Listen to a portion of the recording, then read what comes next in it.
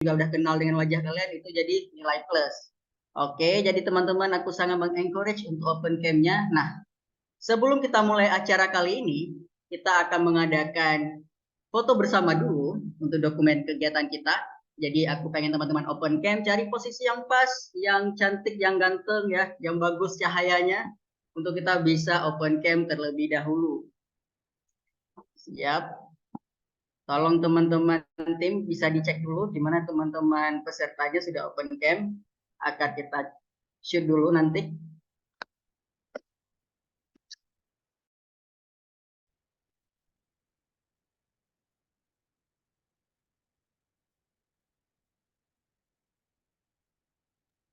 Oke. Satu, nih ya, nyalain ya. Ini teman-teman nyalain dulu kameranya semua, karena ini ada 5 slide. Jadi saya nggak tahu nih yang mana duluan. Jadi nyala aja dulu semuanya ya. Nanti kalau saya bilang udah. Jadi kita tahankan aja senyumnya ya. Oke, saya mulai.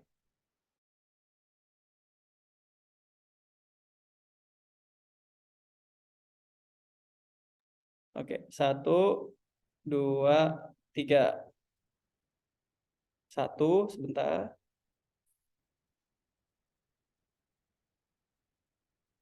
Yang kedua, 1, 2, 3.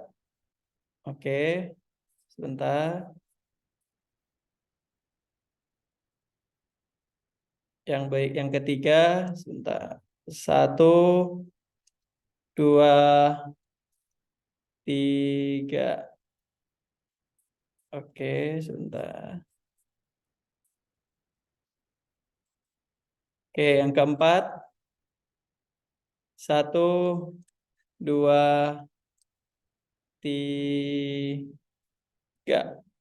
Oke, selesai. Thank you, Vulkan, silakan. Sip, makasih banyak Bang Ikhwan. Nah, terima kasih juga teman-teman yang udah open cam tadi. Nurul dan juga Aisyah kayaknya lagi asik di pantai ya. Bisa di-spill tuh lagi di mana nih kalian ya. Oke. Nah, tidak usah berlama-lama. Wih, lagi pick sama teman-teman program. Oh, lagi makan ya. It's okay, it's okay. Dimanapun kalian berada, yang penting kalian siap paying attention di acara kita kali ini. Karena pemateri kita kali ini adalah orang yang sudah sangat berpengalaman, teman-teman.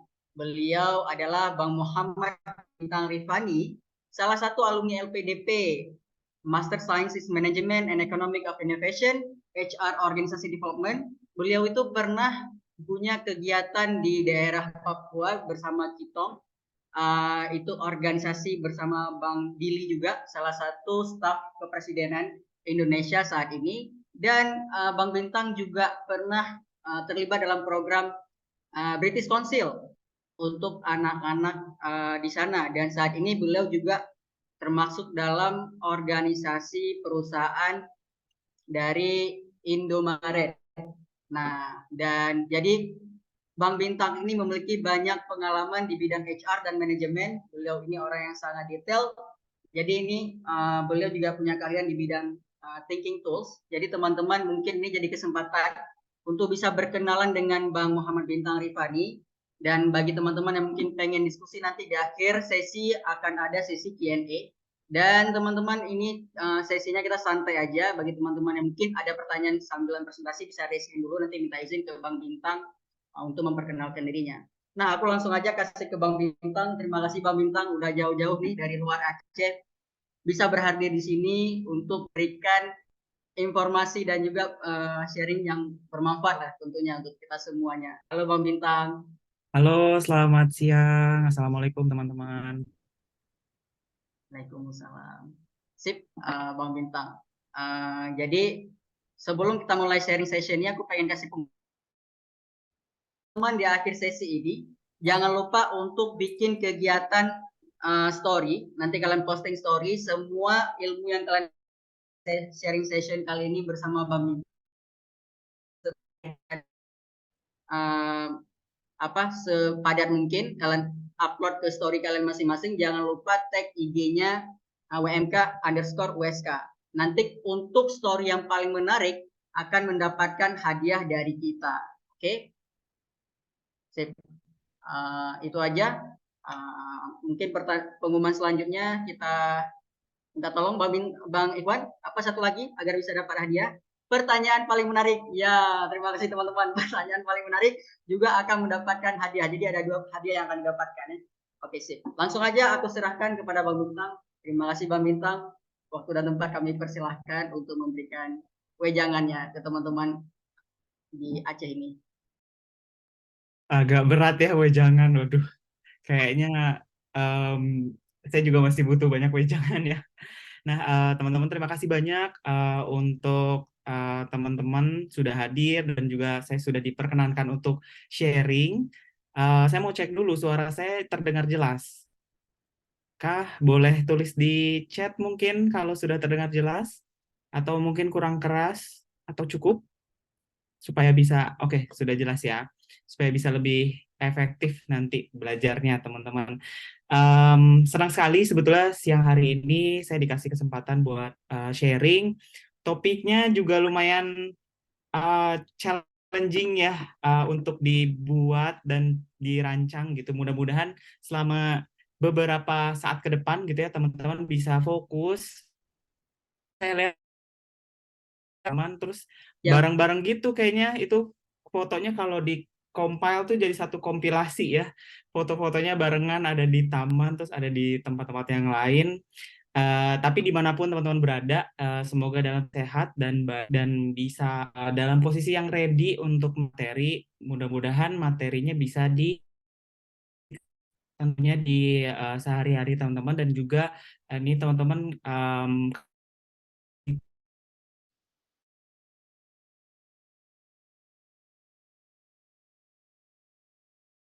awal mula nih teman-teman untuk merancang teman keutamaan ya. Nah, selanjutnya udah langsung terlihat. Apakah sudah muncul untuk share screen-nya?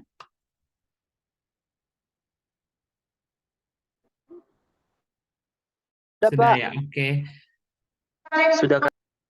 Oke, teman-teman terima kasih. Ini mungkin nanti untuk yang tanya jawab bisa sambil uh, presentasinya disaksikan oleh teman-teman di kalau boleh tulis di kali ya. Terus nanti kita bisa bahas juga setelah tapi sampaikan. Hari ini kita akan belajar tentang Founders Identity and Team Building. Salam kenal semuanya. Nama saya Muhammad Bintang Rifani. Bisa dipanggilnya Bintang gitu ya. Perkenalan dulu. Jadi tadi udah dijelasin sedikit ya sama Furkon. Terima kasih banyak. Ya saya udah kerja sebetulnya di bagian HR atau People Development ya, tepatnya di bagian Training and Education. Konteksnya di corporate ataupun juga di komunitas selama 7 tahun terakhir. Saya sempat break untuk ngambil studi sebetulnya 2 tahun. Nah studinya itu lewat beasiswa LPDP. Saya dari PK Persiapan Keberangkatan 123. Saya ngambil studi di Management and Economics of Innovation di Chalmers University of Technology di Swedia. Nah, selama 4 tahun terakhir, sebetulnya saya banyak terlibatnya sambil saya sekolah lanjut gitu ya. Saya terlibat juga merintis usaha sosial namanya Kitong Indonesia, yang fokusnya ke pemberdayaan masyarakat dan juga pengembangan komunitas lokal ya di Indonesia Timur. Nah, memang banyaknya di daerah-daerah di Papua. Oh ya, pulpen Gitu mau ya. yang mana yang ini? Thank you ya. Gimana? Kayaknya ada yang lupa unmute ya tadi. Nggak apa-apa, kita lanjut ya. Nah, sekarang saya kerja full time di perusahaan retail yaitu Indomaret Group yang tadi sudah disebut juga, masih di bagian HR, tapi sekarang fokusnya ke pengembangan organisasi atau namanya organization development. Nah, saya pengen sebetulnya sesi hari ini nggak cuma satu arah, saya yang membagikan apa yang udah saya pelajarin gitu ya dan udah pernah saya dapat pengalaman, tapi saya juga pengen belajar dari teman-teman. Jadi nanti sifatnya sharing ya. Kalau ada pertanyaan silahkan dan juga ada hal yang mau didiskusikan, boleh nanti kita diskusi sama-sama gitu ya. Oke, selanjutnya agenda hari ini ada lumayan banyak. Ini karena dari kemarin dapat briefingnya, wah lumayan padat ya gitu ya materinya. Tapi mudah-mudahan lumayan banyak materi, tapi teman-teman bisa dapat banyak pembelajaran juga ya gitu, dan juga bisa dicatat gitu tadi poin-poin pembelajarannya. Jadi karena kan salah satu cara kita untuk mengikat ilmu itu adalah dengan pertama kalinya adalah dengan mencatat. Jadi tadi udah ada challenge-nya tuh di IG, jadi tolong dicoba ya teman-teman supaya ilmu yang didapat hari ini bisa diingat-ingat lagi gitu ya di masa depan. Nah, agenda kita hari ini ada 4. Yang pertama, know yourself. Jadi kita akan coba lihat dulu ke diri kita gitu ya dan mengenali diri. Terus yang kedua adalah know your mission. Jadi di sini teman-teman kan sebagai masuknya program wirausaha muda gitu ya. Jadi sebetulnya sifat kewirausahaan itu akan teman-teman bisa terapkan dimanapun ya, tidak hanya dalam bisnis, tapi memang most likely dalam berintis usaha gitu ya akan sangat dibutuhkan keterampilan. Nah, makanya di sini kita perlu tahu dulu misi gitu ya, know your mission. Terus yang ketiga, build the team. Jadi kalau udah tahu misinya, gimana nih caranya kita bisa mewujudkan misi atau mimpi tersebut juga. Nah, tentunya kita nggak bisa melakukannya sendiri, tapi kita harus bisa mempengaruhi orang lain, mengajak orang lain, dan membentuk sebuah tim gitu ya. Dan yang terakhir saya mau sharing juga tentang dinamika dalam sebuah tim gitu ya. Jadi tentunya dalam proses membuat tim itu nggak selalu mulus teman-teman. Jadi dan itu adalah hal yang wajar. Kenapa? Karena nanti akan dibahas juga. Oke, sekarang kita masuk ke topik yang pertama, yaitu know yourself ya teman-teman. Jadi know yourself. Kalau saya tanya ke teman-teman gitu ya, apa yang kamu lihat saat kamu bercermin?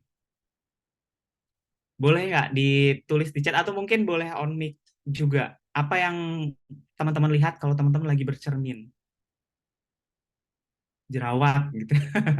Ya salah satunya gitu ya. Itu contohnya jerawat. Terus mungkin ada lagi yang lainnya. Tentunya kalau kita lihat di cermin, yang kita lihat banyaknya ciri-ciri fisik ya. Karena itu yang terlihat dari mata gitu ya. Nah, ciri-ciri fisiknya apa? Ya ciri-ciri fisik misalnya seperti tinggi badan, postur, wajah gitu ya. Itu bisa kita lihat gitu ya secara langsung. Tapi sebetulnya teman-teman kalau teman-teman bercermin melihat diri sendiri ataupun melihat orang lain gitu ya, ada aspek lainnya yang sebetulnya tidak bisa teman-teman lihat secara kasat mata gitu ya. Itulah yang dinamakan namanya personality atau karakter pribadi. Dan hal ini yang sebetulnya membuat setiap orang itu unik satu sama lain gitu ya. Dan juga ada personality itu yang kemudian membuat adanya preferensi aktivitas yang disukai atau hobi gitu ya. Jadi semua hal ini ada dalam diri manusia. Kita nggak bisa selalu melihat secara langsung gitu ya, kecuali lewat beberapa interaksi. Setelah beberapa kali interaksi baru tahu oh personality orang ini seperti apa gitu. Dan kadangkala juga apa yang kita nilai dari orang lain itu belum tentu benar gitu ya. Nah, jadi di sini untuk know yourself, saya mau mengenalkan dengan istilah namanya self awareness atau seberapa mengenal diri kita gitu ya. Jadi kita mengenal diri, dan itu adalah hal yang penting karena dengan kita mengenal diri, kita jadi tahu kelebihan dan kekurangan gitu ya teman-teman. Terus yang kedua, kenapa kita harus mengenali diri itu supaya kita tahu potensi diri kita itu apa dan apa yang bisa dikembangkan dan bagaimana cara mengembangkannya. Jadi kita tahu dulu apa yang ada di dalam diri kita gitu ya, sehingga harapannya nanti tentunya nggak akan fokus hanya pada diri sendiri, tapi juga fokusnya untuk bisa bagaimana kita bisa bekerja sama dengan lebih baik dengan orang lain, bagaimana kita membangun hubungan yang lebih baik dengan orang lain gitu ya. Kalau sekarang berarti konteksnya dalam hal membangun bisnis, gimana caranya kita kenalin diri kita, tapi sehingga nanti suatu saat kita akan merintis usaha, kita jadi tahu bagaimana kita bisa berinteraksi dengan baik dengan orang lain kayak gitu. Dan biasanya sebetulnya semakin kita mengenal diri, kita juga jadi bisa semakin peka terhadap orang lain gitu ya teman-teman. Gitu. Ini ada yang di unmute. Kalau mau bertanya juga boleh ya teman-teman kalau di tengah-tengah ada pertanyaan. Oke, saya izin lanjut dulu. Nah, know yourself. Gimana sih caranya mengenali diri? Saya bagi jadi dua ya sebetulnya untuk gimana caranya kita mengenali diri. Untuk tahu potensi tadi ya, untuk tahu kelebihan dan kekurangan. Yang pertama itu secara praktis atau secara ya udah langsung dijalanin aja gitu ya. Secara praktis tentunya kita harus mencoba banyak hal baru dan berbeda. Kenapa? Karena semakin banyak kita mencoba, semakin kita akan tahu apa yang kita sukai, aktivitas apa yang kita sukai, aktivitas apa yang tidak kita sukai, apa yang kita inginkan dan apa yang tidak kita inginkan. Jadi kalau misalnya di sini teman-teman di samping berkuliah biasa, terus mau coba sambil merintis bisnis, itu kan hal yang baru. Nah, sebetulnya perjalanan dalam membuat bisnis itu sendiri, usaha itu sendiri, itu sebetulnya menawarkan satu pengalaman untuk teman-teman mengenal lebih jauh tentang potensi teman-teman. Jadi sebetulnya selagi muda, yang bisa saya sarankan adalah semakin banyak terekspos dengan banyak hal gitu ya, itu semakin baik. Tentunya hal-hal yang baik ya, jangan hal-hal yang buruk. Jadi kalau ada tawaran-tawaran atau opportunity atau kesempatan untuk teman-teman berkembang gitu ya, silahkan dicoba karena kalau nggak nyoba kita nggak akan pernah tahu apa yang akan menjadi potensi diri kita gitu.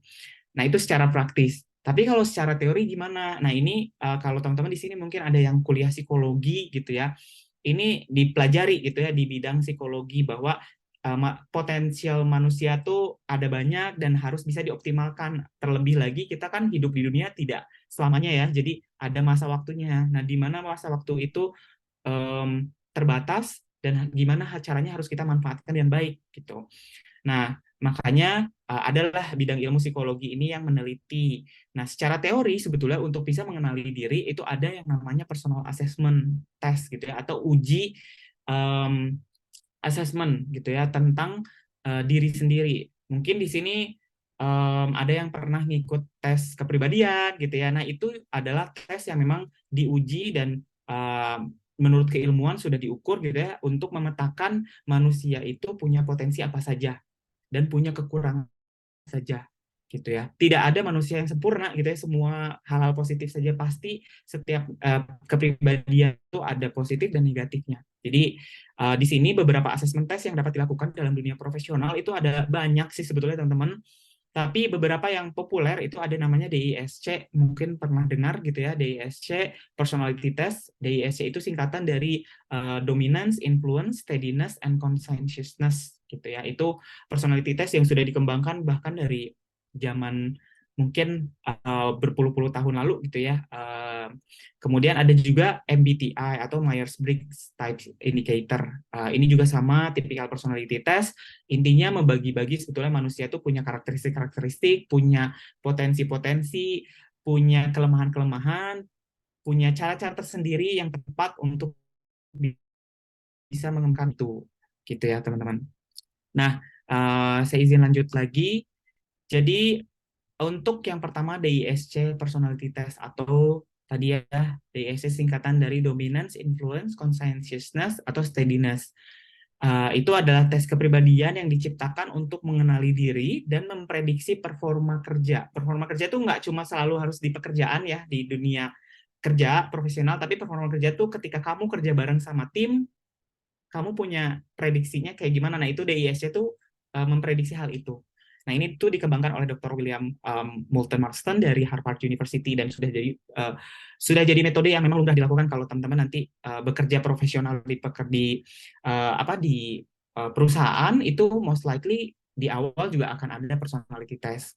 Bahkan kayaknya sekarang juga kalau masuk ke kampus gitu itu ada personality test kayak gitu. Mau ikut beasiswa ada personality test gitu karena butuh tahu gitu sebetulnya manusia itu kan nggak sama ya, unik satu sama lain. Jadi perlu tahu punya karakteristik apa saja gitu ya. Nah dalam bahasa Indonesia kalau DISC ini banyak dikenal juga dengan istilahnya D itu dominan, I itu intim, S itu stabil, dan C itu cermat. Maksudnya apa? Jadi DISC personality test itu intinya sebetulnya ada 4 kriteria utama gitu ya dalam kepribadian manusia. Yang pertama itu dominan. Jadi kecenderungan manusia untuk fokus, untuk bisa mempengaruhi gitu ya, dan sehingga dia punya dominasi di dalam menyelesaikan pekerjaannya. Biasanya orang-orang dominan itu yang memang dia punya punya kekuatan gitu ya, punya aura gitu ya, wah aura kekuatan untuk bisa mempengaruhi orang lain gitu ya. Itu biasanya dari dominance. Terus ada influence. Influence ini karakteristik kuncinya adalah energetic, sociable, dan positif. Maksudnya apa? Biasanya kalau teman-teman mungkin punya di antara teman-teman yang wah orangnya gampang gaul gitu ya, sama orang yang baru aja gampang deket gitu ya, itu biasanya orang-orang yang masuk ke kategori influence. Jadi dia punya kemampuan untuk mempengaruhi orang lain, senang untuk berinteraksi dengan orang lain gitu ya. Itu kelebihan-kelebihannya. Terus ada yang S selanjutnya ya, steadiness. Steadiness itu karakteristik orang yang lebih stabil gitu ya. Jadi dia lebih sabar kalau menghadapi berbagai kesulitan, terus lebih persisten atau lebih mau berjuang walaupun hal itu sulit gitu ya. Dan yang terakhir ada conscientiousness atau cermat atau kehati-hatian seseorang. Nah, maksudnya apa? Jadi mungkin teman-teman pernah ngelihat juga karakteristik orang yang wah dia tuh sangat-sangat detail kalau dalam menghitung, dia tuh sangat tepat, sangat akurat. Terus habis itu banyak kerjanya misalkan layar, banyak lihat data kayak gitu ya, pintar dalam mengorganisasi sesuatu gitu ya. Itu biasanya orang-orang yang masuk ke conscientiousness.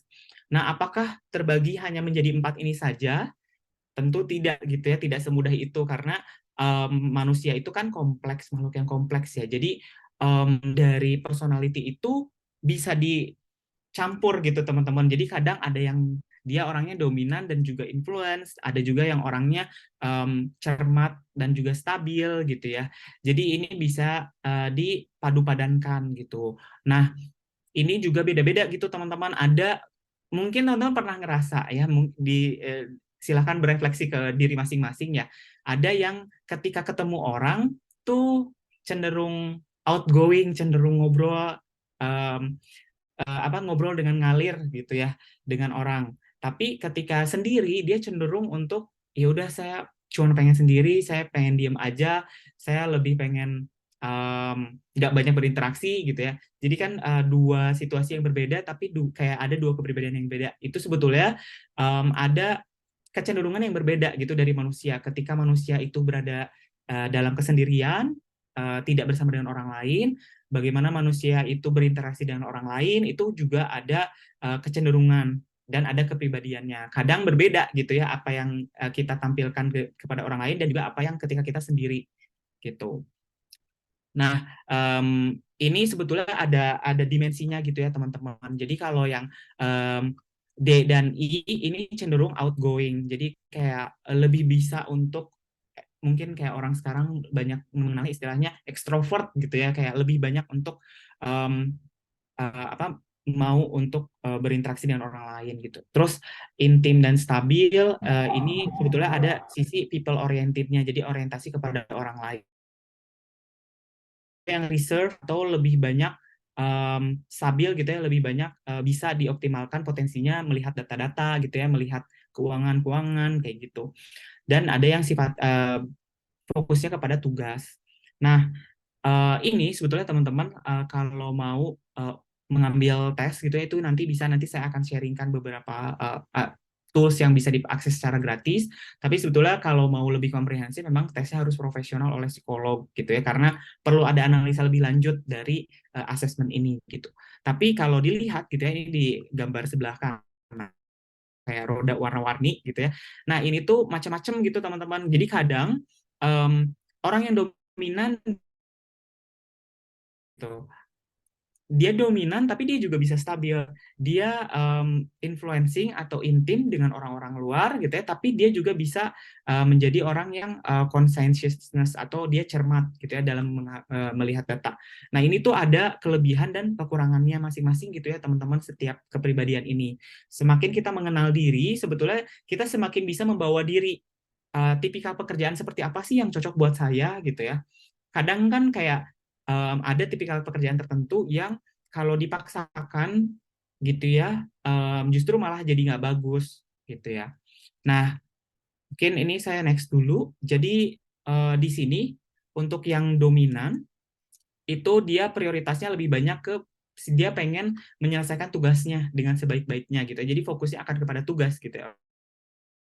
Motivasi oleh kekuasaan, oleh otoritas, oleh kompetisi gitu ya. Makanya kalau kerja bareng gitu ya sama orang-orang yang dominan, kamu akan bisa mengarahkan dengan baik kalau kamu ngasih challenge ke orang itu gitu. Jadi kayak ketika teman-teman tahu tentang kepribadian, jadi teman-teman tuh bisa berinteraksi dengan baik gitu ya dengan orang lain, terutama ketika ada pengerjaan tugas tertentu itu bisa lebih baik lagi gitu. Nah, di sini ada kekurangan juga gitu ya kalau orang yang dominan itu lack of concern for others karena dia fokus kepada tugasnya, jadi dia pengen berkompetisi, jadinya kalau misalnya ada orang lain sakit hati, ya dia nggak begitu peduli gitu karena orangnya lebih banyak ke dominasi kepada tugas. Terus kadang nggak sabaran juga dan kadang nggak sensitif gitu ya.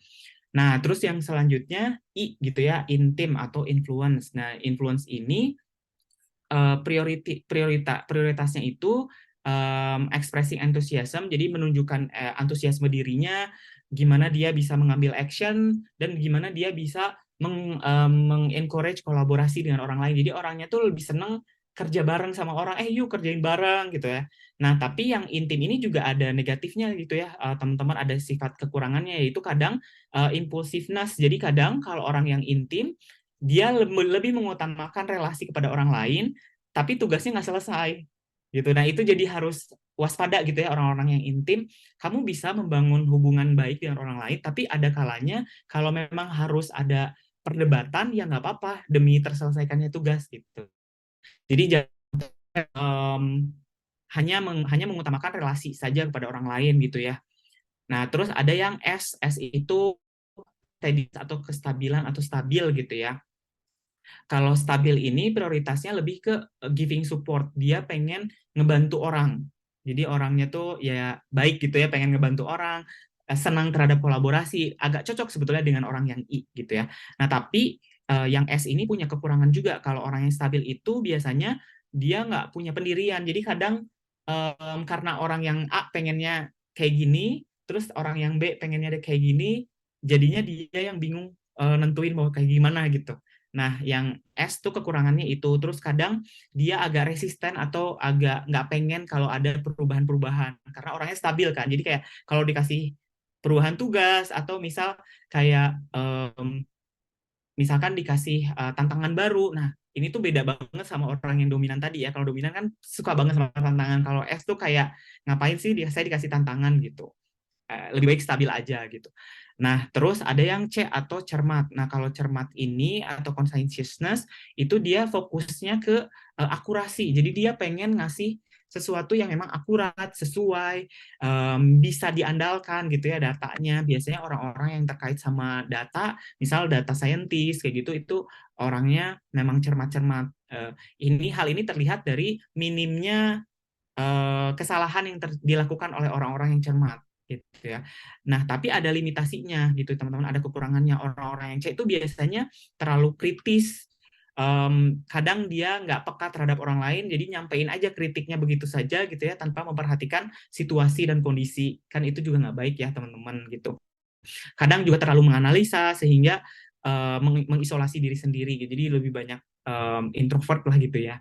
Nah, tapi balik lagi, kadang orang itu juga bisa jadi dominan sekaligus stabil, DS. Jadi ada kecenderungan dominan tapi masih ada stabilnya. Jadi ini itu nggak selalu kotak-kotak gini ya teman-teman. Jadi nggak selalu 100% D, 100% S. Bisa jadi 50% D, 50% S. Bisa jadi 25% D, 25% S, 50% I kayak gitu. Jadi dimensinya itu macam-macam. Nah, teman-teman tuh bisa mulai gitu ya, coba kenalin diri sendiri. Itu lewat tes DISC. Bisa dilakukan secara profesional ataupun secara gratis. Tentunya kalau gratis itu hasilnya terbatas karena analisanya nggak bisa terlalu tepat. Dan kadang kan kita menganalisa kayak gini, misal baca gue banget gitu ya, ini gue banget, ini gue banget, ini lo banget gitu. Nah tapi kan kita nggak punya expertise ya sebagai seorang psikolog untuk bisa menganalisa dengan baik. Nah kadang memang kalau menggunakan tes yang gratis ya kita jadinya menganalisa sendiri-sendiri gitu ya. Tapi ya nggak apa-apa, itu jadi salah satu cara sebetulnya untuk mulai tahu deh gitu tentang diri sendiri.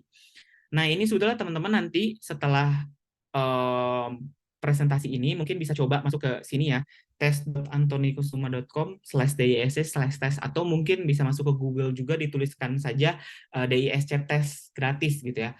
Nah ini salah satu yang bisa saya rekomendasikan.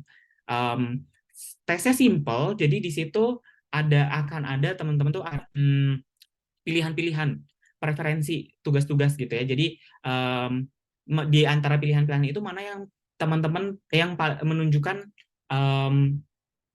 preferensinya teman-teman gitu. Jadi nanti pada saat pengerjaan DISC itu yang bisa saya sarankan adalah yang pertama, teman-teman harus jujur dulu pada diri sendiri. Jadi ketika memilih misalkan pilihannya tuh nggak selalu positif ya. Kadang pilihannya itu pilihan tes itu misal kamu suka menunda, senang berinteraksi dengan orang lain, terus tidak suka disuruh-suruh, terus misalkan pilihan lainnya senang terhadap hal yang detail, misalnya 4 pilihan itu.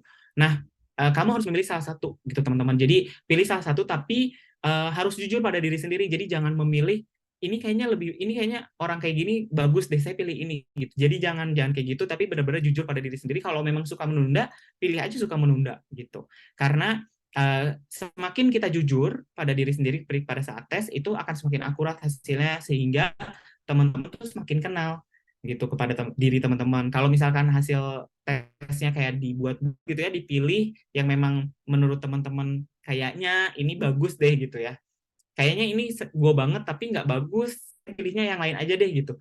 Nah jangan kayak gitu ya teman-teman, jadi pilih yang sesuai dengan diri teman-teman. Terus yang kedua, lakukan pada saat kondusif. Jadi kalau bisa sih ya dalam ruangan gitu ya, terus teman-teman dalam keadaan tenang, jadi bisa betul-betul dengan memilih dengan betul gitu ya pilihan yang sesuai. Nah jawabnya juga nggak boleh lama-lama dipikirin gitu ya, jadi langsung secara spontan dipilih, karena sebetulnya tidak ada jawaban benar atau salah gitu ya. Namanya kepribadian itu ya bisa dilihat di sini ya teman-teman, setiap kepribadian itu ada positif dan negatifnya gitu. Jadi ini perihal ya teman-teman semakin kenal aja sama diri sendiri gitu.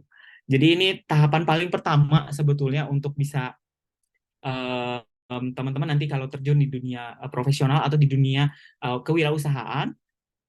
Kalau teman-teman udah tahu gitu ya di awal, oh saya punya kepribadian ini dominan katakanlah, saya punya kecenderungan nggak sensitif terhadap orang lain. Ketika nanti teman-teman misalkan udah punya bisnis, udah punya produk, pengennya maksain produknya itu ke orang lain gitu ya, padahal orangnya itu nggak mau beli. Nah itu kan terjadi ketidaknyamanan. Jadi teman-teman harus mulai sadar, oh kecenderungan ini mulai datang nih, jadi harusnya saya bisa lebih calm down lagi, lebih bisa nawarin lagi gitu ya produknya gitu teman-teman. Nah terus kalau teman-teman tahu sebetulnya kepribadiannya teman-teman yang mana, misal kayak saya merintis usaha gitu, saya pengalaman merintis usaha, saya orangnya mungkin saya sharing juga, saya orangnya tuh dan steadiness, jadi orangnya tuh cermat, stabil, jadi lebih banyak kayak lebih pengen di balik layar gitu, nggak pengen di depan layar kayak gini gitu ngobrol ke orang.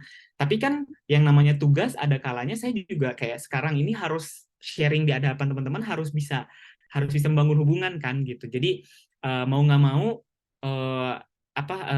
personality itu jadi harus bisa saya adjust lagi, saya sesuaikan lagi supaya saya bisa berinteraksi dengan orang lain. Ketika membangun bisnis juga ada kalanya saya juga berinteraksi sama konsumen gitu ya, sama kalau waktu itu merintis usaha sosial, saya banyak ketemu sama komunitas-komunitas orang-orang baru, bahkan di Indonesia Timur, di Papua, yang rasnya beda, kulturnya beda, agamanya beda gitu ya. Jadi harus bisa nyaman gitu ya dengan dengan banyaknya perbedaan itu, dan harus bisa membangun hubungan, dan bahkan perbedaan bahasa juga ya gitu dengan teman-teman di daerah gitu. Jadi pada akhirnya ketika kita tahu gitu ya personality kita yang mana, kita jadi bisa mengantisipasi ketika ada tipikal pekerjaan tertentu. Misal kalau teman-teman mau mulai bisnis tapi teman-teman orangnya introvert banget gitu ya, kayak saya S dan C gitu. Tapi teman-teman harus menawarkan buka stand gitu ya, buka stand di pameran, terus harus menawarkan ke orang lain. Ya harus di-adjust gitu, harus dicoba, diakomodir. Saya coba dulu deh nawarin ini ke orang lain. Nah, itu bisa teman-teman nanti pelajari lagi tips dan triknya gitu ya. Kalau mau berinteraksi dengan orang lain yang baik kayak gimana, menawarkan yang baik gitu ya. Kan nggak pengen kita nawarin produk tapi menjanjikan hal yang berbohong misalkan kayak gitu. Nah, itu sesuaikanlah dengan cara teman-teman, sesuai dengan personality, karena semakin kita nyaman dengan diri kita, kita tuh semakin bisa mengoptimalkan performance diri kita gitu ya teman-teman. Oke, itu untuk yang know yourself gitu ya, yang DISC personality test. Nah, ini nanti silahkan dicoba teman-teman, kurang lebih tesnya 10 menit lah, nggak lama, tapi yang bisa saya sarankan tolong ada dalam situasi yang kondusif ya, jadi jangan ketika personality test terus malah diskusi sama temen gitu di sebelahnya, pilih yang mana. Terus personality test ini bukan ajang untuk jadi apa ya, jadi mocking tuh apa ya, menghina gitu ya, menghina teman yang lain, katakanlah oh kamu orangnya introvert banget ya, pantesan kamu nggak pernah mau diajak main misalnya kayak gitu. Nah ya jangan kayak gitu, karena teman-teman harus dipahami bahwa kemanapun teman-teman pergi, selama itu ada manusia lain gitu ya, pasti akan ada personality ini gitu. Yang harus dihargai adalah perbedaannya gitu ya, karena perbedaan ini setiap orang nanti jadi bisa optimal mengerjakan hal yang sesuai dengan kepribadiannya, kira-kira kayak gitu. Nah, tapi saya juga perlu disclaimer ya, kalau teman-teman udah tahu personality, jangan jadi terlalu melekat dengan personality-nya. Misal saya orangnya S dan C, terus saya dikasih tugas kayak misalkan pas lagi merintis usaha, kan saya ngeluarin beberapa produk gitu ya. Nah, terus saya harus buka stand untuk pameran. Terus mau nggak mau kan saya harus berinteraksi dengan orang lain ya, walaupun saya orangnya S dan C. Ya jangan jadinya juga misalkan karena saya tahu saya personality-nya S dan C, saya nggak mau dikasih tugas kalau presentasi ke orang lain ya, atau kalau saya harus membangun relasi ke orang lain ya gitu. Ya, jangan kayak gitu juga, karena kalau teman-teman jadi membatasi diri, balik lagi dari secara praktis teman-teman tidak akan mencoba hal yang baru, sehingga ya teman-teman nggak akan berkembang sebagai pribadi kayak gitu ya teman-teman. Jadi silahkan dicoba dan jujur pada diri sendiri, mana yang memang menunjukkan personality-nya teman-teman. Dan ketika tahu personality teman-teman, jangan jadi merasa kok saya personality-nya ini ya, personality nggak cool kayak personality yang lain gitu. Nggak ada sih, nggak ada personality yang lebih baik dibandingkan yang lain gitu ya. Jadi silahkan dipahami aja untuk masing-masing bahwa setiap orang itu ada kelebihan dan kekurangannya. Kayak gitu ya teman-teman. Oke, mungkin saya izin lanjut lagi. Itu topik yang pertama, know yourself ya. Salah satu toolsnya di ASC Personality Test. Nanti silahkan dicoba. Terus selanjutnya mengenai mission ya. Jadi kan teman-teman sekarang ada di program Wirausaha Muda ya. Jadi tujuannya untuk menjadi inisiator dalam bisnis gitu ya, dalam merancang bisnis. Nah, tapi kayak bisnis mana sih yang memang bisa jadi potensi, yang memang sesuai dengan potensi diri saya, tapi juga dibutuhkan oleh masyarakat gitu ya.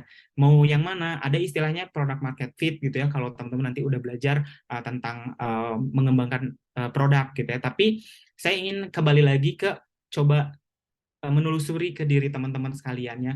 Ketika teman-teman memulai bisnis, itu teman-teman harus tahu dulu misinya teman-teman gitu ya. Jadi kenapa sih saya mau mulai bisnis ini gitu ya. Jadi ada banyak teori di luar sana, tapi mungkin saya ambil yang agak populer gitu ya akhir-akhir ini. Mungkin teman-teman pernah dengar namanya Ikigai. Ikigai itu konsep dari Jepang gitu ya, berasal dari bahasa Jepang, dan memang diterapkan oleh warga di Jepang juga gitu ya, menjadi salah satu filosofi hidup di sana gitu ya. Jadi artinya itu a reason for being. Jadi kalau iki itu artinya kehidupan dan gai itu artinya nilai. Jadi ikigai itu adalah tujuan, alasan, dan nilai hidup untuk seseorang yang siap menghadapi hari. Jadi setiap orang tuh punya personality tadi ya masing-masing. Terus setiap orang tuh bisa menentukan misi hidupnya tuh mau apa sih gitu. Nah, di sini ikigai itu terdiri atas 4 elemen penyusun, teman-teman. Yang pertama itu passion atau kegemaran. Jadi setiap orang itu punya kegemaran atau passionnya gitu ya. Nah, terus yang kedua itu yang kedua itu profession atau profesi. Tiap orang itu punya keahliannya.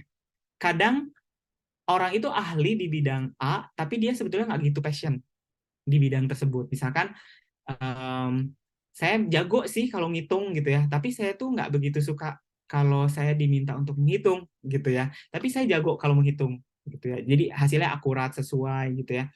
Nah, tapi saya misalkan nggak begitu suka sama menghitungnya. Itu salah satu contohnya profession gitu ya. Jadi profession itu ya memang yang jadi keahlian kamu apa gitu. Terus yang selanjutnya adalah vocation atau pekerjaan.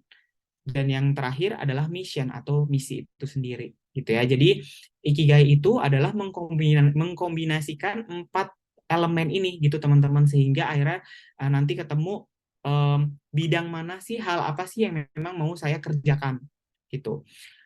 Ini kalau passion dan profession itu menunjukkan di mana kita what we are good at gitu ya, apa yang memang kita tuh bagus gitu ya. Terus apa yang kita bisa bayar, tentunya kan kita dalam hidup itu kita perlu tahu juga ya, kita dapat pemasukan secara ekonomi itu dari mana gitu ya, karena dari situ kita juga bisa tahu juga potensi apa di diri kita yang memang bisa mendatangkan pemasukan untuk kita. Apa sih butuh pemasukan? Karena kan untuk kebutuhan sehari-hari gitu ya, untuk makan, minum, sandang, pangan, papan itu kan butuh pemasukan. Jadi di sini makanya aspek tentang ekonomi, what we can be paid for itu juga salah satu komponen dalam ikigai. Kemudian di sini adalah what the world needs. Jadi yang dibutuhkan oleh dunia, oleh orang-orang gitu. Apa sih yang dibutuhkan oleh orang-orang? Kita harus cari irisannya. Dan yang terakhir, what we love, apa yang kita cintai. Ke semua elemen ini kita cari irisannya, dan disitulah letak ikigai. Disitulah letak di mana alasan hidup kita ada. Nah, alasan hidup itu biasanya nggak pernah sesimpel seperti, oh saya mau alasan hidupnya membuka warung. Nah, nggak kayak gitu teman-teman. Harus dicari alasan hidup lebih. Saya tuh senang ketika saya bisa membantu orang lain dengan memberikan kebutuhan-kebutuhan orang lain.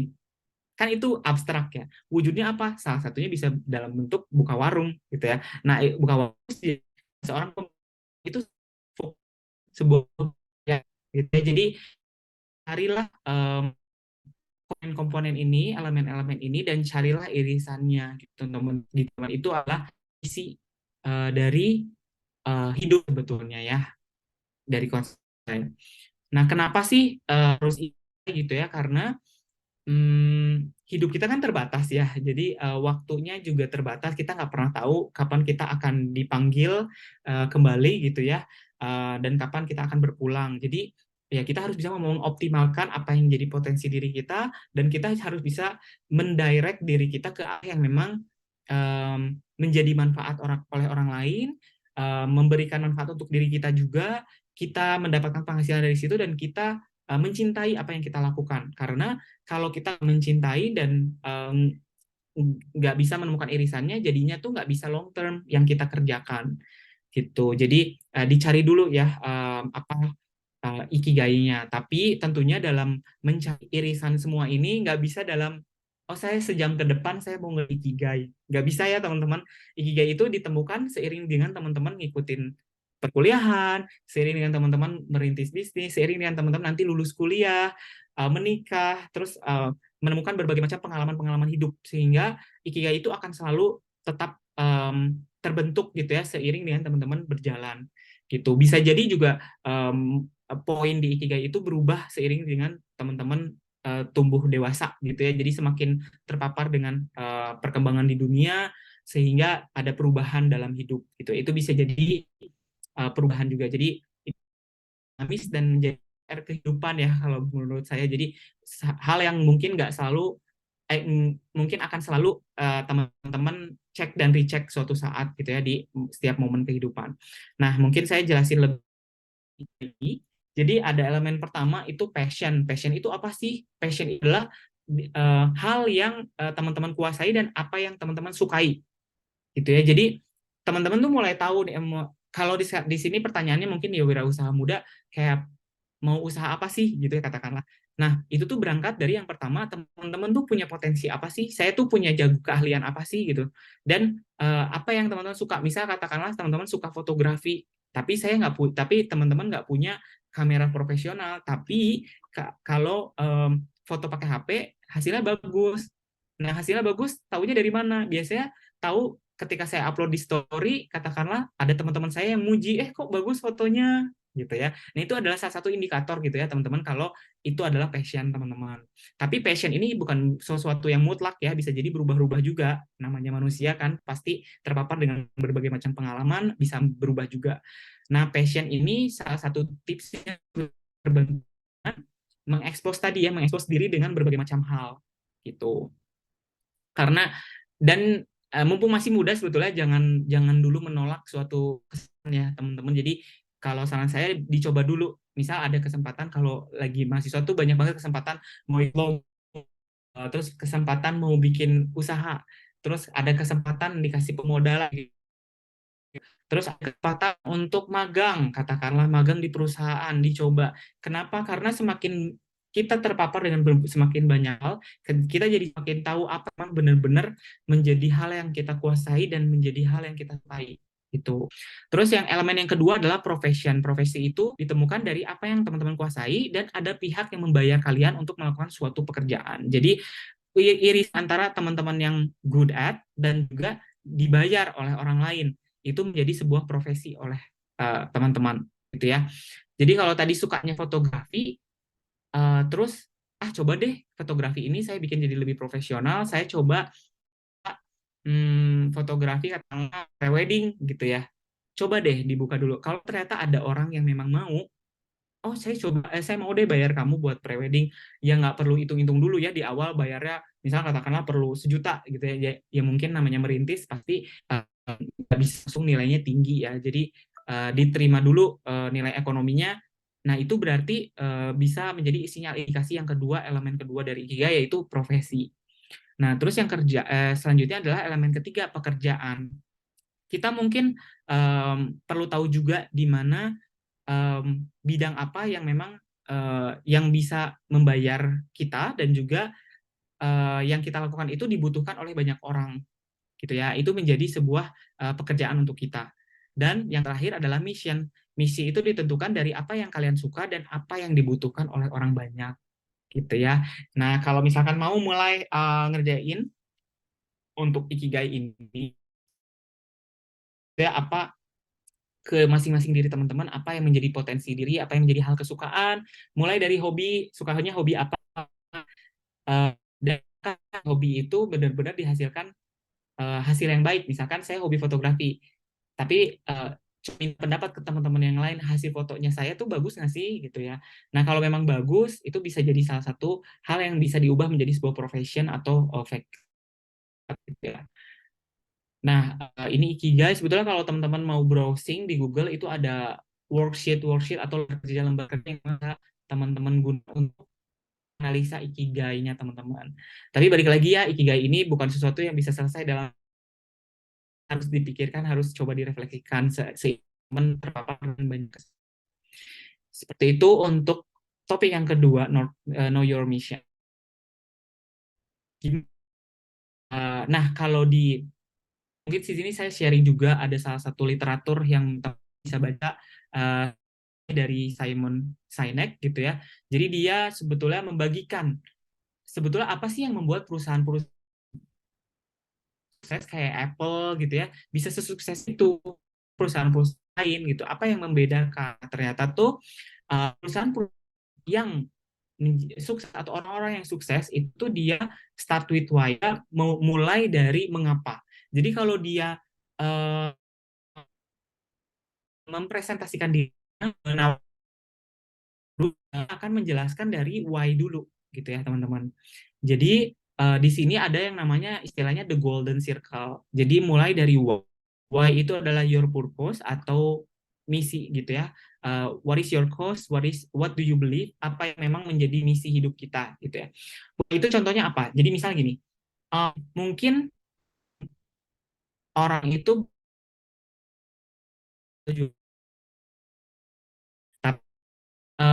kalau ditanya why-nya itu bisa jadi beda-beda antara pedagang penjual yang satu dan pedagang penjual yang lain. Nah, pedagang penjual yang lain yang bagus gitu ya, ketika dia punya why yang kuat, walaupun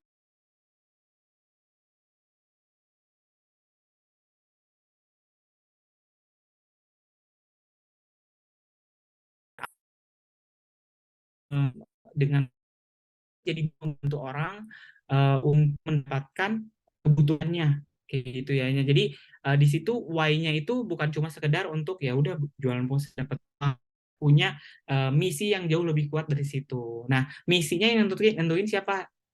Tiap-tiap orang gitu ya. Tiap-tiap kita punya misi yang motivasi dan misinya masing-masing gitu. Jadi why yang pertama itu your purpose, what is your cause, what do you believe, apa yang kita percayai. Terus how itu adalah your process, specific actions taken to realize your why. Jadi gimana caranya kita mewujudkan why-nya itu. Kemudian what itu bentuknya. Jadi itu bentuknya apa, hasil akhirnya apa gitu ya. Nah, kalau teman-teman nanti udah punya usaha atau bisnis sebetulnya mulai dari why-nya, terus teman-teman komunikasikan dengan komunikasinya itu dari why dulu gitu ya, dari why dulu terus ke how, terus ke what, baru produknya. Contohnya gini, kalau gitu ya, kita lihat presentasinya Steve Jobs di awal mula Apple meluncurkan iPhone tahun 2006. Di situ dia bilang, dia nggak pernah bilang, saya punya iPhone, beli dong iPhone saya. Dia nggak bilang kayak gitu. Dia cuma bilang gini, dia nggak bawa iPhone-nya, dia nggak ngeluarin, dia cuma bilang, pernah nggak sih kalian ada kesulitan mengakses telepon yang katanya smartphone tapi begitu sulit untuk dioperasikan. Nah, jadi dimulai dari sesuatu yang memang menjadi sebuah alasan gitu, why-nya apa. Nah, ketika mengkomunikasikan seperti itu, sebetulnya orang lain tuh jadi lebih mudah, lebih bisa terpengaruh dengan mission-nya kita gitu ya teman-teman. Jadi mungkin di tahapan sekarang teman-teman di Wirausaha Muda masih dalam tahapan lagi nyari ide mungkin mau bisnis apa. Nah, kita nanti mencari tim, mencari orang lain yang cocok untuk kerja bareng, komunikasikannya itu dari why-nya dulu. Gitu ya. Misal mau jualan, katakanlah jualan aksesoris handphone. Kenapa aksesoris handphone? Gitu ya. Bisa mulai berangkat dari ada banyak kebutuhan dari warga Aceh di daerah saya itu tuh nggak pernah dapat banyak banyak aksesoris phone yang bagus gitu ya. Nah, itu tuh berangkat dari why dulu. Ketika teman-teman ngomong komunikasikan dari why dulu ke how lalu ke what, orang tuh jadi bisa lebih respect ke teman-teman gitu. Itu know your mission ya. Nanti ini ada kaitannya dengan gimana teman-teman bisa membangun tim. Oke. Saya lanjut dulu ke topik yang ketiga. Ini nggak akan lama sih sebetulnya topik ketiga keempat ya. Jadi ini akan lebih banyak ke sharing juga. Jadi yang ketiga adalah build the team. Mungkin pernah dengar istilah kalau atau ya merintis usaha lah gitu. Nah, 3H ini adalah hacker, hipster, hustler. Ini yang lebih banyaknya sebetulnya untuk startup digital ya. Jadi yang memang kaitannya sama perkembangan teknologi, bikin sebuah aplikasi gitu ya. Jadi butuh namanya hacker lah gitu istilahnya. Nah, ini 3H ini adalah ketika teman-teman udah ide usaha, punya ide gitu, satu mau bentuknya usaha komersial atau usaha non profit gitu ya, atau sebuah gerakan aja. Nah, teman-teman tuh harus bisa berkoneksi dengan orang lain karena nggak bisa sendirian. Jadi harus bisa build the team. Nah, gimana caranya build the team? Kita tuh harus tahu dulu kelebihan dan kekurangan kita. Ada satu formulasi 3H ini. Jadi dalam sebuah startup itu tuh ada hacker, hipster, dan hustler. Maksudnya apa? Saya mulai dari hustler dulu ya. Hustler itu adalah orang yang punya visi kuat terhadap bisnis. Jadi kalau dibayangkan, harus ada orang yang mau untuk ketemu konsumen, nawarin produk-produk konsumen, dan menawarkan ke ke perusahaan-perusahaan katakanlah, sehingga nanti tercipta kolaborasi yang kuat untuk mengembangkan bisnisnya.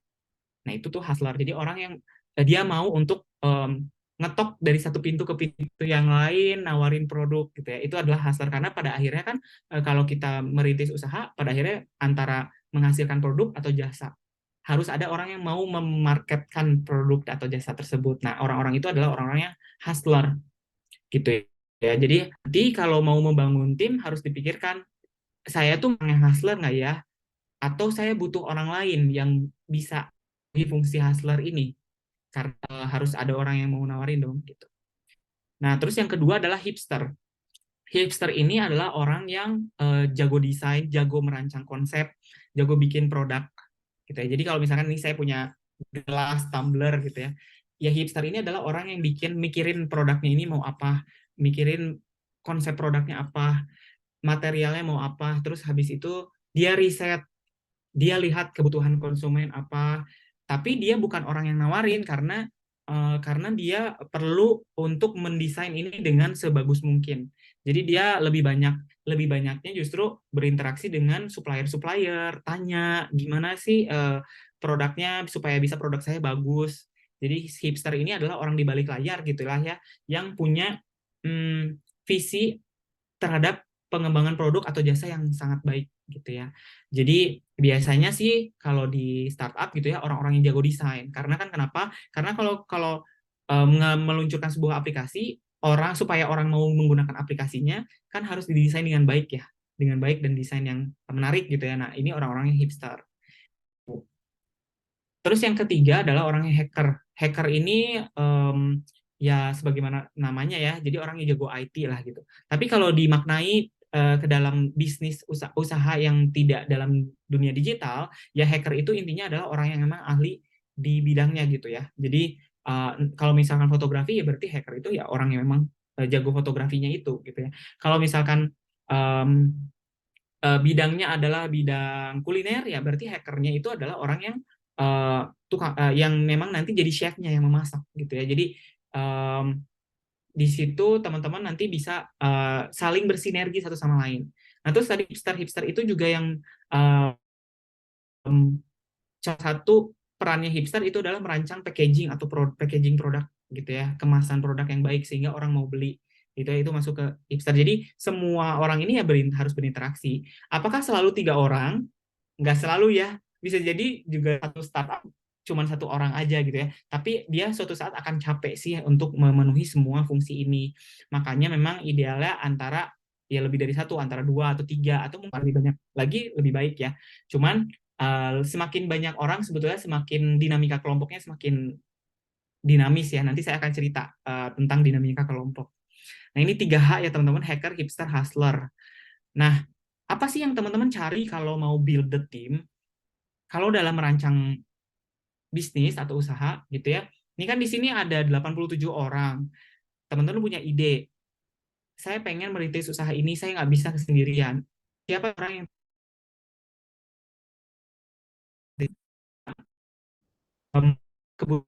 ya? Nah, ini tuh ada elemen-elemennya teman-teman. Jadi ada personality, tadi yang paling awal dibahas, ada personality dan skill set. Skill set itu keahlian. Jadi misalnya gini, ini di Wirausaha Muda Mandiri, ini Wirausaha Muda itu kayaknya beda-beda ya jurusannya ya. Beda-beda, yang jago memang jago produk, ada yang jago riset makanan, kayak gitu ya. Nah, itu harus dicoba dilihat skill set dan personality-nya. Maksudnya ketika teman-teman tahu personality dan skill set ini, different is better. Jadi semakin beda itu semakin baik. Jadi sebetulnya kalau nyari teman buat kerja bareng, carinya itu yang personality dan skill set beda. Gitu. Jadi jangan sama-sama, tadi katakanlah kalau dari DISC SC semua gitu ya. Karena kalau SC semua nanti nggak ada yang dominan sama intim, nggak ada orang yang mau untuk berinteraksi sama konsumen gitu. Jadi coba dipikirkan ya, ini personality sama skill set. Kadang dalam merintis usaha itu nggak selalu bisa dengan teman sendiri gitu ya. Misal dengan teman yang kenal. Karena saya udah kenal, oh yaudah deh saya sama kamu aja bikin usaha. To stay lalu berhasil. Terus dulu personality sama skill. Kalau nanti tahu DESC, silakan ketika nyari tim di-sharingkan ya, saya punya personality apa supaya bisa saling bersinergi dengan baik. Nah, tapi di samping itu kalau mau build the team itu ada yang namanya vision, value, sama chemistry. Vision, value, sama chemistry ini beda sama personality sama skill set. Kalau personality dan skill set itu kan harus berbeda ya.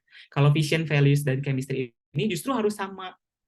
Jadi walaupun orang-orangnya itu punya personality yang beda, punya skill yang beda, tapi ketika kita sama-sama komit mau merintis usaha, kita tuh harus punya visi yang sama, kita harus punya nilai yang sama, kita harus punya chemistry yang oke, gitu ya. Karena nanti ketika itu pasti akan ada dinamika-dinamika yang terjadi. Misalnya produknya gagal launching udah kebayar banyak, ada rugi.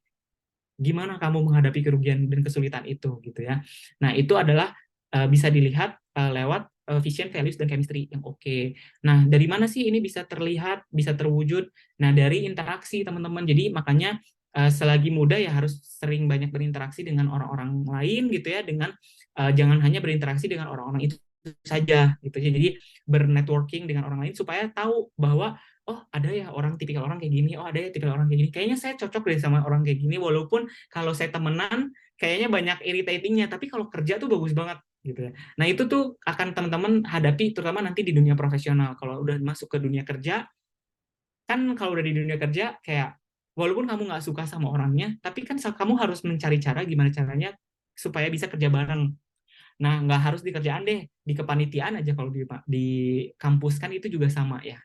Gitu. Jadi personality dan skill setnya beda, tapi tetap harus punya visi, value, dan chemistry yang sama. Jadi silahkan resepnya ini dimaknai dengan dalam ketika nanti teman-teman punya ide, di-sharingkan ke teman-teman yang lain, dan jangan memilih teman-teman yang kelompoknya itu hanya berdasarkan kedekatan teman gitu ya, tapi lihatlah mana yang memang benar-benar potensial untuk bisa mengembangkan ide bisnisnya menjadi lebih berkembang lagi.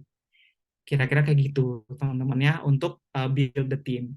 Terus ini masuk ke topik yang terakhir. Kalau udah build the team seperti apa? Udah nih, misal tadi ya perjalanannya kalau diurutkan, kita kenalin dulu diri, kita kenalin dulu misi, kita cari timnya. Oh udah ketemu nih tim-timnya, orang-orangnya. Katakanlah 5 orang gitu ya.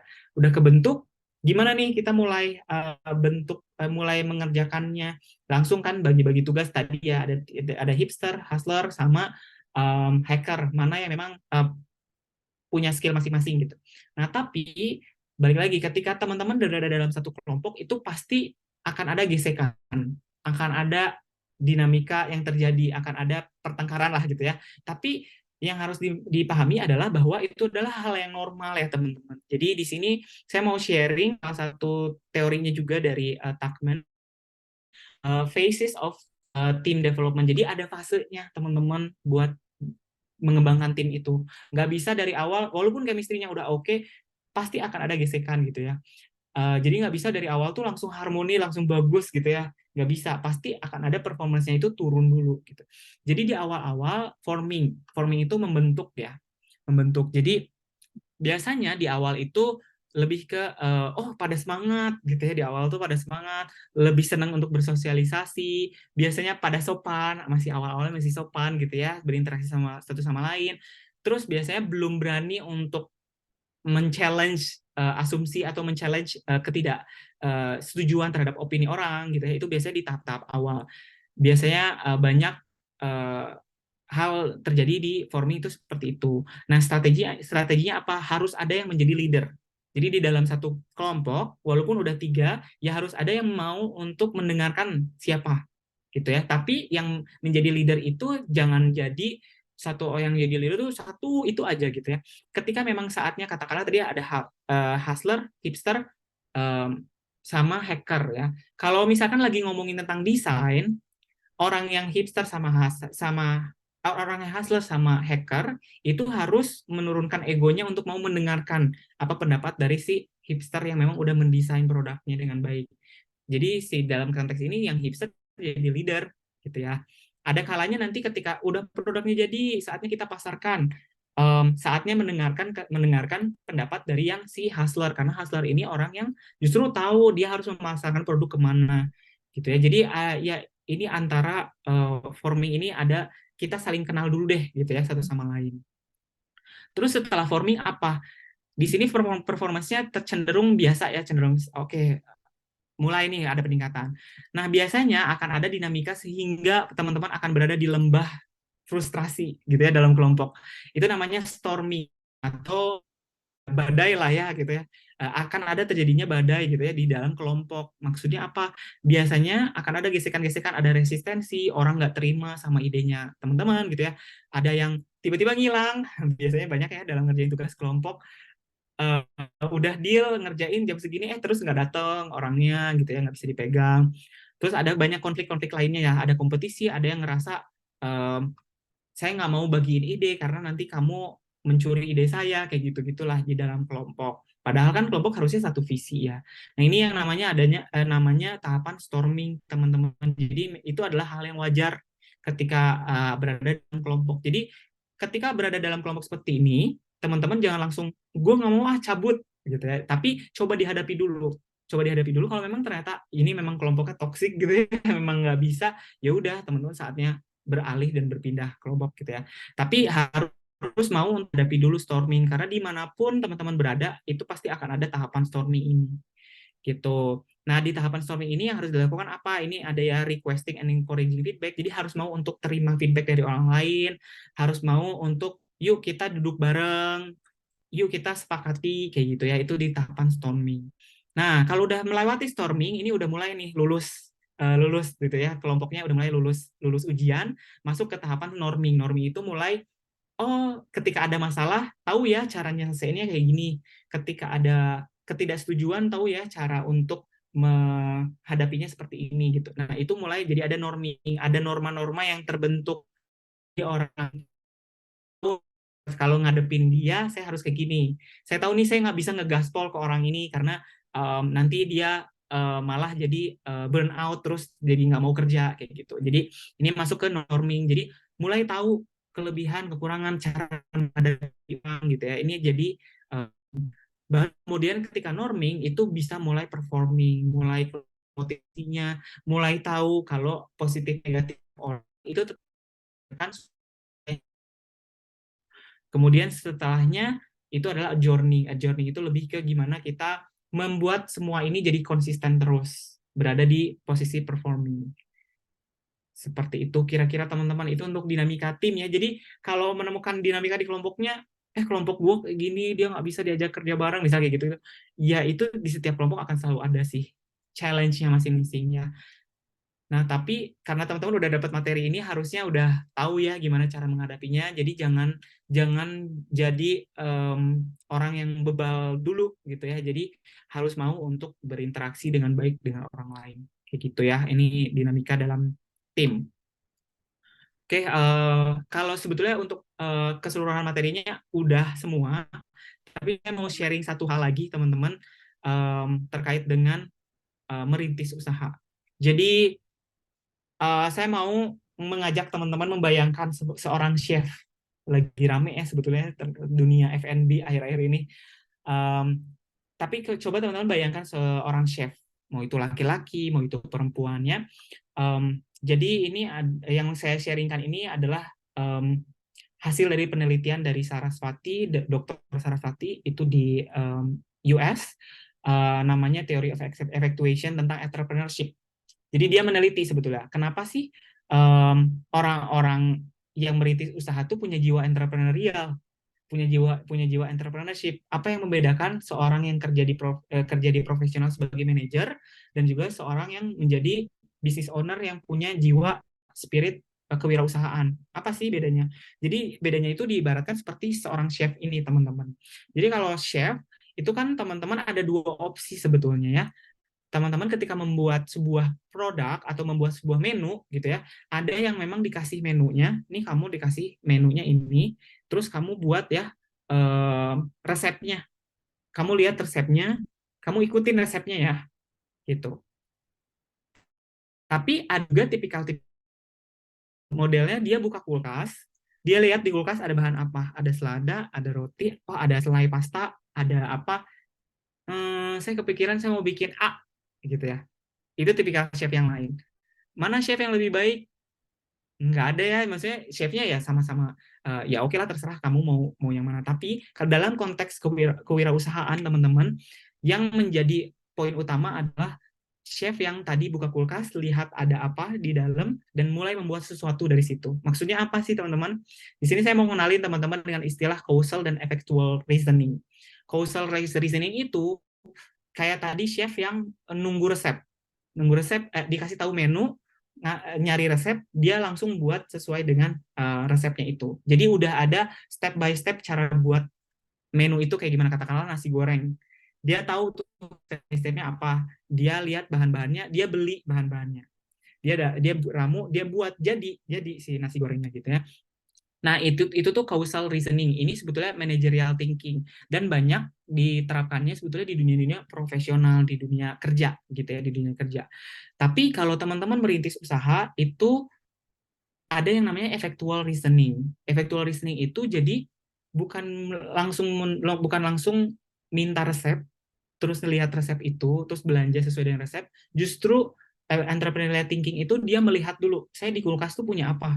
Oh, punya bahan ini A B C D. Dari bahan A B C D mungkin jadinya nggak nasi goreng tentunya, karena kan bahannya cuma ada A B C D, tapi dia langsung bisa memikirkan, oh A B C D ini kalau dikombin bisa jadi masakan apa, masakan apa gitu ya. Itu pun sama seperti entrepreneurship ya teman-teman. Kalau mau jadi wirausaha, kadang nggak ada resepnya, maksudnya nggak ada kayak, oh harus dikasih modal dulu, oh harus kasih dulu skill ini, harus dikasih skill ini dulu gitu. Itu juga harus dibangun gitu ya. Tapi seorang entrepreneur sejati itu dia akan bisa melihat ke dirinya, dia punya potensi apa, dia punya kelebihan kekurangan apa, dan dia punya modal apa. Modalnya tuh nggak selalu dalam bentuk uang ya. Modalnya tuh bisa jadi, oh saya tuh punya kenalan nih sama katakanlah yang memang supplier gitu ya, supplier makanan. Oh saya tahu nih ya orang yang jago masak gitu ya, sehingga dari koneksi-koneksi itu dia bisa membentuk sebuah ide bisnis yang memang works buat dia. Kenapa sih seperti itu entrepreneurs? Karena balik lagi ya teman-teman, namanya resep itu nggak selalu ada dalam wirausaha. Jadi harus mau untuk orangnya yang gerak sendiri dulu gitu ya. Nah ini merupakan hasil penelitian. Jadi udah diteliti dari orang-orang yang berhasil membangun bisnisnya hingga sukses gitu ya, hingga kemudian global companies, bahwa orang-orang yang punya entrepreneurial thinking bisa merintis usahanya sesukses itu adalah orang-orang yang tidak terjebak lewat keterbatasan. Gitu. Jadi dia langsung, justru keterbatasan itu yang kemudian menjadi sebuah kreativitas tertentu. Lewat keterbatasan itu dia bisa melihat apa yang bisa dibuat lewat bahan-bahan yang ada. Seperti itu kira-kira teman-teman.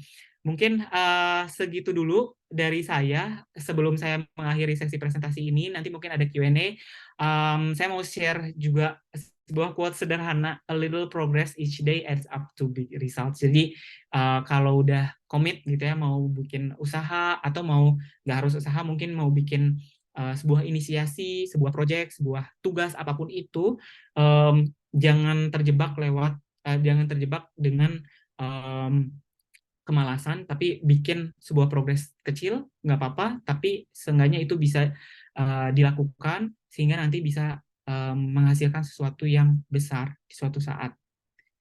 Oke, semoga menjadi motivasi buat teman-teman, dan saya juga sebetulnya. Selanjutnya mungkin saya kembalikan ke moderator, dan kalau ada pertanyaan, kita bisa bahas bareng-bareng ya. Thank you. Sip, makasih banyak Bang Bintang atas sharing session kali ini. Langsung aja sudah ada pertanyaan pertama Q&A di sini dari Zakia Anas. Oke, pertanyaannya adalah bagaimana cara menentukan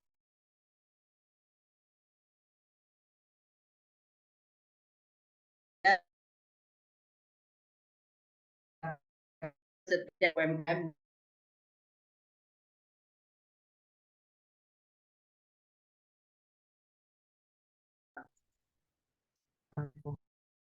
Di yang di Q&A ya, bagaimana cara menentukan kepribadian kita agar bisa cocok dengan tempat magang atau kantor.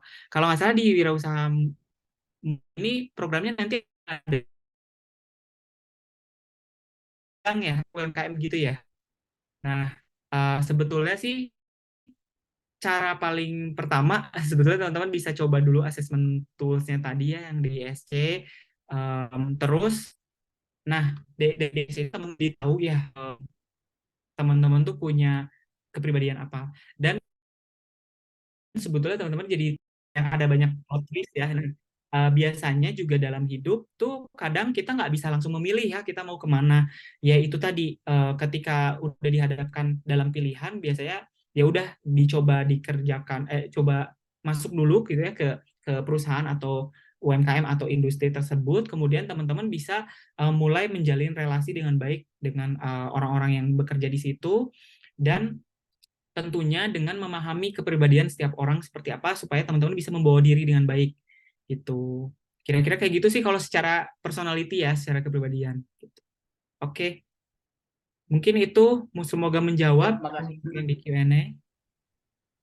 Kayaknya nih Umu Hanik resen langsung aja open mic, open Boleh. videonya juga biar bisa dilihat oleh Bang Bintang kan, Umu.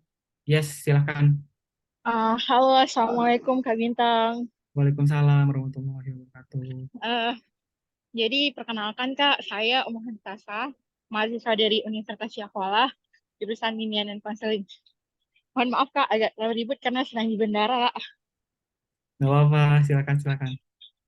Jadi terkadang Kak dalam kelompok ataupun dalam kelompok wirausaha ya, dalam bisnis gitu Kak, kita sering tuh kayak berpikiran bahwa setiap masukan-masukan yang kita berikan kurang diterima nih Kak di kelompok. Nah, kalau misalkan dari Kakak sendiri itu, caranya gimana sih Kak biar kita bisa memilah nih, kita nggak diterima sebenarnya kita nggak diterima di kelompok, atau kita tidak ini Kak, apa namanya, masukan kita kurang efektif gitu Kak. Nah, dan juga pas kita nilai-nilai sendiri, ternyata masukannya efektif kok. Dan saya juga coba untuk tanya kepada kawan-kawan saya kan, kalau misalkan ini gimana nih, ini efektif nggak? Efektif gitu kan, itu dijawab oleh yang udah expert. Jadi Kak, gimana Kak sarannya? Apakah saya tetap di kelompok itu atau lebih baik keluar gitu Kak? Terus Kak, sama ini satu lagi Kak, terkadang kan dalam merencanakan sesuatu kita selalu berfokus pada what-nya kan, produk apa sih yang cocok untuk kita pasarkan. Nah, kita melupakan tuh lainnya. Nah, dan juga bagaimana Kak caranya supaya produk kita itu ataupun sesuatu yang ingin kita dengan apa yang diinginkan masyarakat dan menyentuh sisi emosional masyarakat. Itu Kak, pertanyaan dari saya. Terima kasih Kak. Iya, terima kasih banyak pertanyaannya, bagus banget ya. Saya mungkin deliver yang pertama dulu untuk yang feedback ya, ngasih feedback. Dan apakah harus stay di kelompok itu atau berpindah. Nah, itu sebetulnya kalau untuk keputusan stay atau enggak itu balik lagi ke masing-masing ya. Mau stay, balik lagi ke sebetulnya kalau misalkan masih ada value, masih ada pembelajaran yang bisa didapat, ya nggak apa-apa. Tapi kalau misalkan saya ngerasa saya nggak ada pembelajaran lagi yang bisa didapat dari sini, dan malah jadi saya kontraproduktif gitu ya mungkin sudah saatnya untuk mencari opportunity yang lain. Nah, tapi dalam hal memberikan feedback itu sebetulnya ada prinsip sih teman-teman. Jadi feedback itu dikemas seperti burger. Jadi burger itu kan ada roti bagian atas, gitu ya, ada bun bagian atas, ada roti bagian bawah, bun bagian bawah. Di dalamnya ada daging. Nah, roti bagian atas dan bagian bawah itu adalah hal positif, teman-teman. Jadi walaupun ada hal negatif yang memang mau teman-teman sampaikan, itu teman-teman harus sampaikan dulu hal positifnya. Jadi konstruktif feedback itu adalah feedback yang tidak menyerang secara personal. Jadi misal, saya nggak suka kamu tuh pendiam, makanya jadi produknya nggak kejual. Kan kayak kenapa pendiam dikaitkan dengan ketidakjualan produk gitu ya. Jadi harusnya dibalikin lagi dengan positif. Saya menghargai misal upaya kamu walaupun kamu pendiam tapi kamu udah mau berupaya loh gitu untuk menjual produk. Namun nanti lain kali kalau mau jualan produk itu harus mau untuk interaksi dan konsumen ya, harus mau senyum ya, kayak gitu kan. Itu kan sebetulnya bentuknya feedback juga gitu ya. Jadi ada positif, negatif, positif. Jadi kalau diibaratkan burger itu tuh ada itu ya, ada kalimat pembukanya, ada isinya yang memang mau kamu sampaikan, komplainan kamu apa, dan kemudian ditutup lagi dengan apresiasi positif. Rata-rata sih dengan metode seperti itu orang jadi lebih mau menerima ya. Gitu. Mudah-mudahan itu bisa jadi salah satu tips untuk menjawab.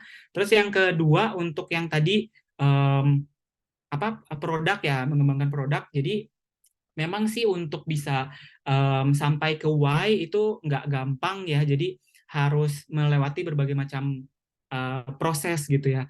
Dan yang kadang manusia cuma pengen gampangnya aja, oh ya udah bikin produknya keripik, padahal kita kayak belum tahu kenapa keripik gitu ya, belum dilihat apakah ada potensi keripik di situ, apakah orang-orang lebih suka keripik di situ. Nah, kuncinya sebetulnya kalau dalam merancang produk ataupun jasa dalam merintis usaha itu adalah mengenali konsumen sih. Jadi kalau misalkan Umu tadi mau menjualnya katakanlah ke ibu-ibu gitu ya di daerah sekitar komplek gitu ya, atau misal mau jualan produk awalnya gitu ya mau dijual ke katakanlah target pasarnya ibu-ibu. Nah, harus banyak ngobrol sama ibu-ibu. Ibu-ibu itu punya keresahan-keresahan apa terkait dengan hal yang menjadi problemnya dia. Nah, kalau misalkan kita udah bisa bikin produk yang menjawab problem atau masalah dari konsumen, dan kita mendelivernya adalah dengan mengutarakan why-nya dulu. Jadi misal, kesulitan untuk mendapatkan makanan bergizi. Nah, terus teman-teman bikin produk nih, katakanlah produk yang protein bar yang memang bagus gitu ya buat anak-anak gitu ya. Nah, terus kami mendelivernya adalah dengan cara why-nya dulu. Kami tahu keresahan ibu-ibu gitu ya untuk susah mencari makanan bergizi dan susah untuk misal katakanlah membuat masakan gitu ya. Makanya di sini kami mau menawarkan produk gitu ya. Ini kami ada bikin apa gitu ya. Nah, jadi dari why dulu gitu ya nyampeinnya. Mudah-mudahan sih harusnya kalau kamu nyampeinnya dengan why, dengan public speaking yang oke gitu ya, itu orang bisa kecantol gitu ya dan mau mencoba untuk produknya. Kira-kira kayak gitu. Mudah-mudahan terjawab ya. Siap, terima kasih banyak Bang Bintang. Ini ada 2 pertanyaan lagi. Wow, mantap sekali teman-teman. Kalau ada pertanyaan langsung aja ditanyain. Lebih bagus kalau open mic dan open cam. Kita mulai ke Syifa dulu. Silakan Syifa, open cam dan juga open mic-nya. Izin bertanya Kak sebelumnya. Jadi ini aku mau nanya Kak. Yang pertanyaannya itu kira-kira tools apa saja yang harus kita miliki untuk mengetahui potensi kita sebagai hacker, hipster, sama hustler. Itu aja Kak. Terima kasih.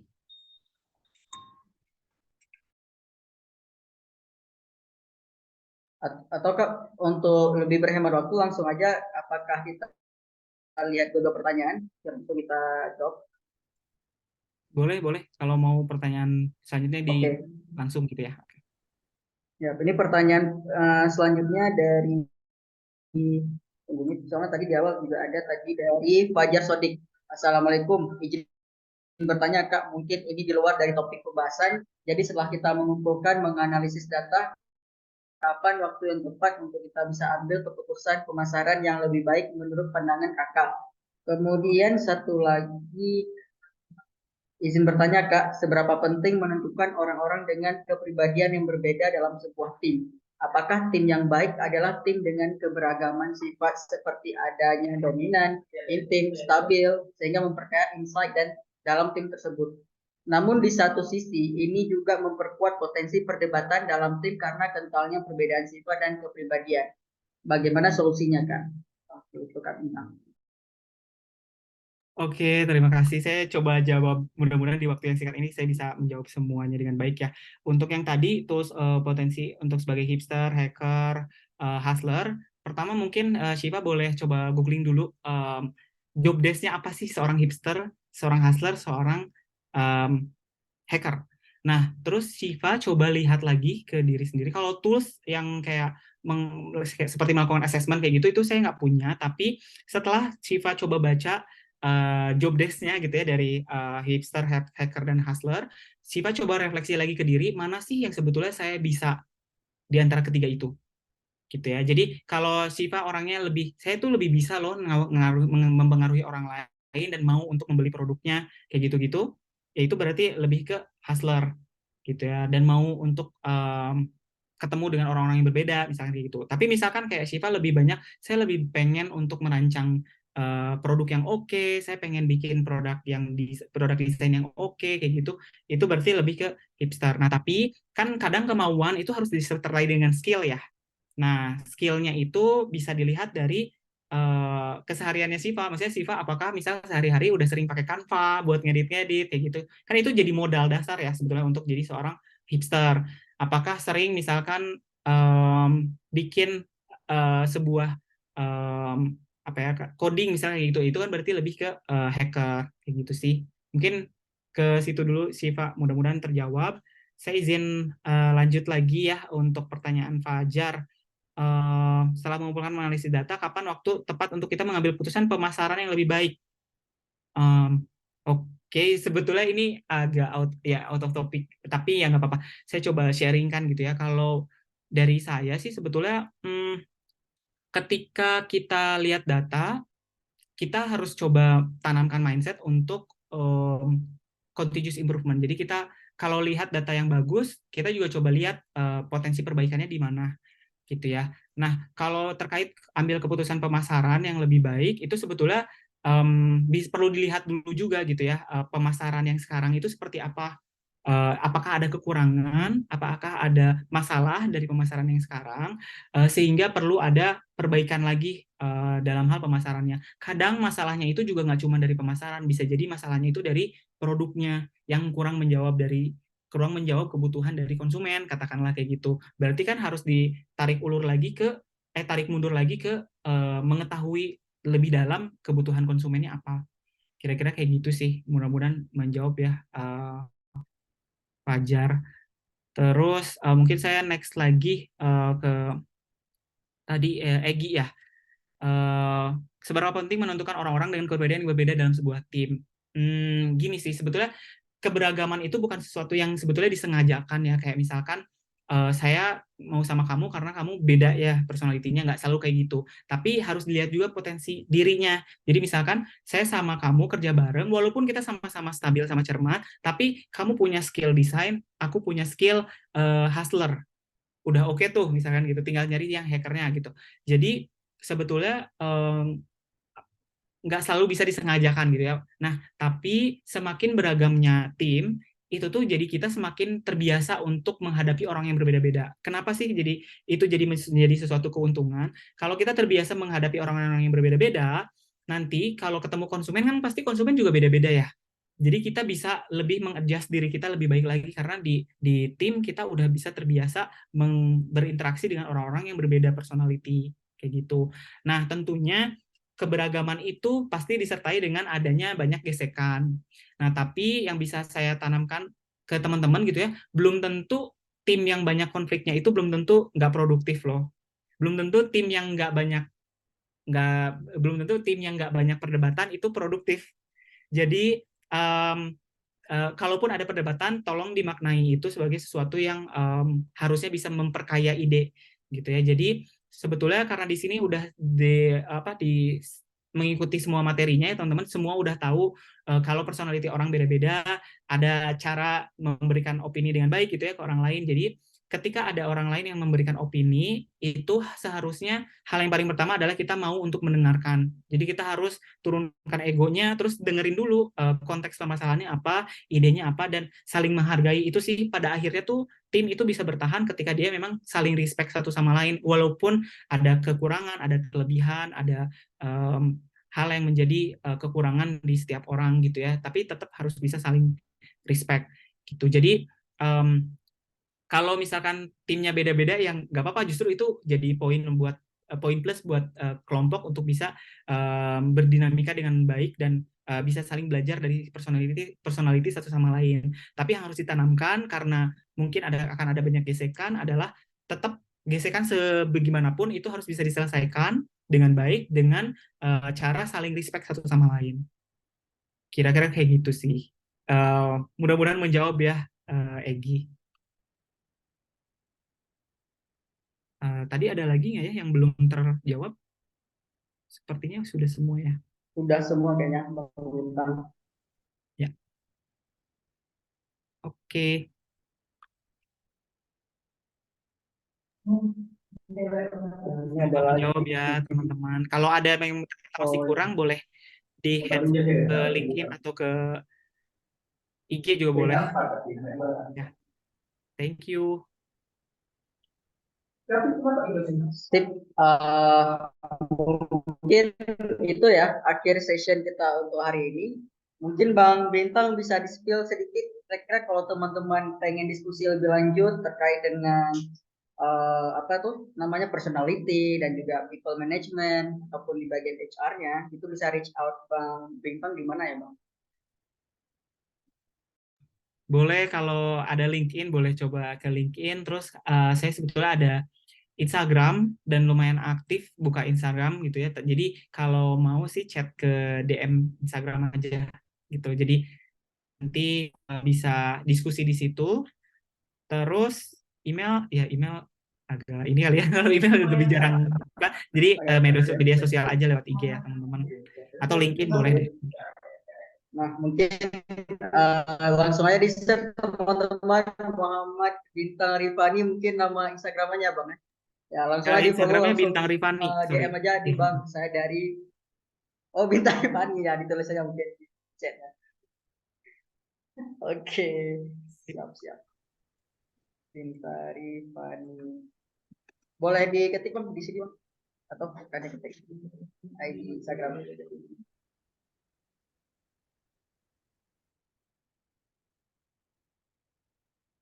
Ya, itu ya teman-teman. Silakan. Oke, langsung aja ya Aisyah, Sri Wulandari, dan juga teman-teman yang lain di follow terus Instagram yang udah di sini. Sip, terima kasih banyak untuk sharing session kali ini. Aku dari perwakilan Giat ingin mengucapkan terima kasih sebanyak-banyaknya atas ilmu yang diberikan oleh Bang Bintang. Ilmu yang mahal sekali dengan pengalaman beliau sudah melalang buana dari Papua hingga Swedia, hingga akhirnya sekarang sudah berada di pusat Indomaret Group untuk memanage banyak orang dan memberikan edukasi banyak orang. Jadi ini ilmu yang mahal teman-teman. Bisa